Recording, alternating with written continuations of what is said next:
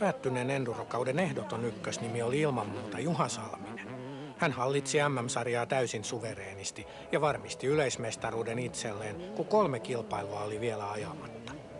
Myös isomman kaksitahtiluokan maailmanmestaruus varmistui jo 2 kilpailua ennen sarjan päättymistä. Salminen ehti kuitata tililleen myös Espanjan enduromestaruuden. Kun kauden saavutuksiin lisätään vielä enduron PM-pronssi, motocrossin joukkue EM-hopea ja trialin joukkue Suomen mestaruus, voidaan vantaalaisesta moottoriurheilun monilahjakkuudesta käyttää jo tutuksi tullutta nimeä Super Salminen. Samuli Aron alkukausi ei mennyt aivan suunnitelmien mukaan, mutta loppukausi sujui loistavasti ja Aro ajoi 3 viimeisessä kisassa voittoon.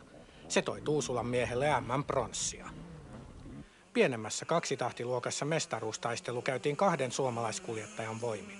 Petteri Silvaan oli 2 parempi ja jämsäläinen varmisti maailmanmestaruuden jo Vantaalla, kun 2 kisaa oli vielä ajamatta.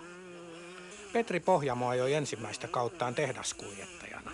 Kauden avaus päättyi sairaalakäyntiin, mutta sen jälkeen alkoi tiukka taistelu Petteri Silvaanin kanssa. Pohjamo ajoi kauden aikana 2 osakilpailuvoittoa ja ylsi sarjan päätteeksi MM-hopealle. Tulevalle kaudelle Pohjamolla onkin selkeä tavoite.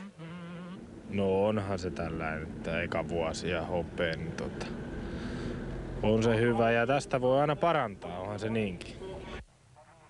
Ensimmäistä kauttaan suurimmassa nelitahtiluokassa ajanut Mika Ahola oli vahvasti kiinni mestaruudessa.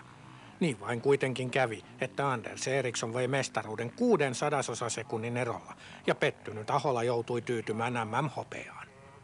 Kari Tiaisen mitaliketju jatkui edelleen ja nyt riihimäkeläisen kaapista löytyy se tähän asti puuttunut värikin, kun MM-sarja päättyi pronssimitaliin.